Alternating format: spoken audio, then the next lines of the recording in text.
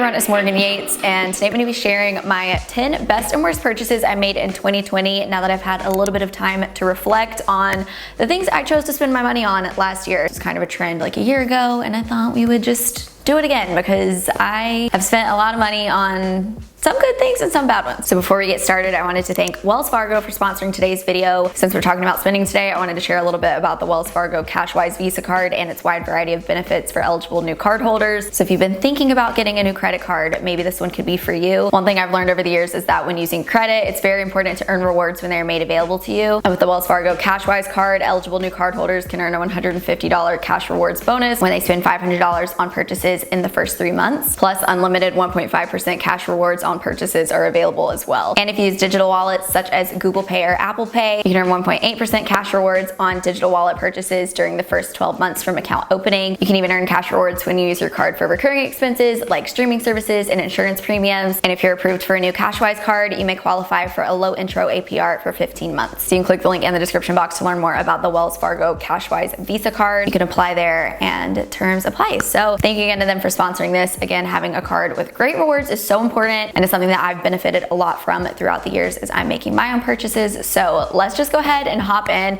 We're gonna bounce back and forth between a good purchase and a bad purchase. So my first best purchase, if you've been watching my channel for a minute, you may remember I moved to a new house back in October from the place that I had lived previously for 3 years. I'm paying more in rent now, which I will talk about in a minute. But my first great purchase was getting movers to move me from that place into this place. I don't know why this is the first time in my life I've used movers. I feel like now that I have, there's just no going back from that. I guess too, it's because I haven't, until I moved from there to here, I haven't had like furniture I really wanted to bring with me that like I didn't have the means to transport myself, or like I also don't have any friends with like trucks or anything. So really there was no alternative to paying for movers, but I'm also really glad I did it because you just sit back, relax, and watch. Just throughout moving in general, I learned how many just expenses there are with moving as well. So for me at that time, the CashWise card could have come in handy to earn the $150 bonus, since I ended up spending upwards of $500 on the total move. Next, something in the worst purchases category. This was just like, if I'd planned ahead, I could have saved money on this pretty easily. And I was paying for moving boxes and like bubble wrap, and moving boxes are just so expensive. And I didn't realize that. And if I had planned ahead better, I see on so many like neighborhood social media groups, people posting, offering up their free moving boxes, trying to recycle them, you know, move them, pay them forward to someone else. And people just offer them up for free and you can go pick them up. And I see it literally all the time. When I was moving, it just all felt it kind of felt rushed. Like it just felt like there was so much to do. And I definitely spent like hundreds of dollars on moving boxes and bubble wrap and just tape and all of those supplies, and I could have at least cut that in half, maybe more, if I'd swooped up some secondhand moving boxes. So that's gonna be something I do going forward. My next best purchase, this one is a continual purchase every single month, would actually be my rent. So moving from my last place to here, I had such a good deal at the last place I was living. I was paying like literally less than anyone I knew in LA was paying in rent for. Like, I had 2 other roommates, I had this great 3-story townhouse. I loved it so much and there was nothing wrong with it. It just like felt time for something new. And it was a tough decision because I was basically doubling, a little more than doubling. Yep, more than doubling my rent as I moved into this house, which is a much bigger space. I have a bigger bedroom. I have like a really big closet and a nice bathroom. And for me, even though I'm spending more living here, I feel good about spending that money because I feel so much more inspired here. It was the change I needed. I like genuinely love this space, and especially with spending so much more time at home this year.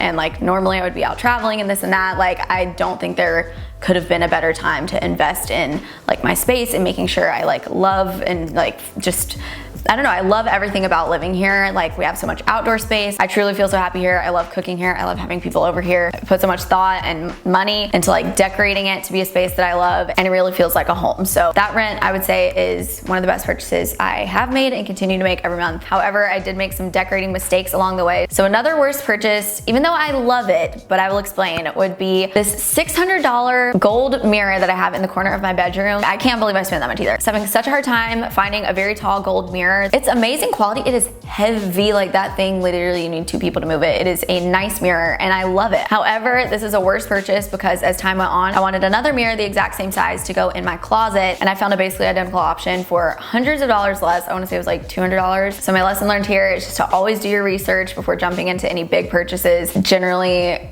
I want to say I'm good at that, but at the same time, no. I find like one good option, and if I like decide that I love it, I just go with that. And I should have done a better job because I could have saved some money. But Anyways, my next best purchase, also home related, is another furniture purchase. So back when I was living in my old house, I actually did a video redoing our like front sitting room, sunroom area of our like downstairs. And I invested in some quality pieces. That was my first time buying like expensive, nice furniture. But my best purchase here that I love are these bookshelves that I had in there they were pricey. I justified it because I thought that this was something that I'd really be able to carry with me from home to home, hopefully for a really long time. They're pretty simple style, so they should be able to match just like a variety of different ways I want to decorate in the future. And when I moved into this house, I moved those with me. They're downstairs in our living room now, so they're getting used again as planned. So generally speaking, I think splurging on furniture when it's something that will last you a really long time can be a good investment. Like the bed I have now at my new house, I spent a lot on, and I plan to continue to like move this with me. Again, like I don't go with anything that's too like out there or like too trendy or one particular style or whatever, because I do want to be able to reuse these pieces for a long time. So I guess going back to the mirror, as long as you do your research,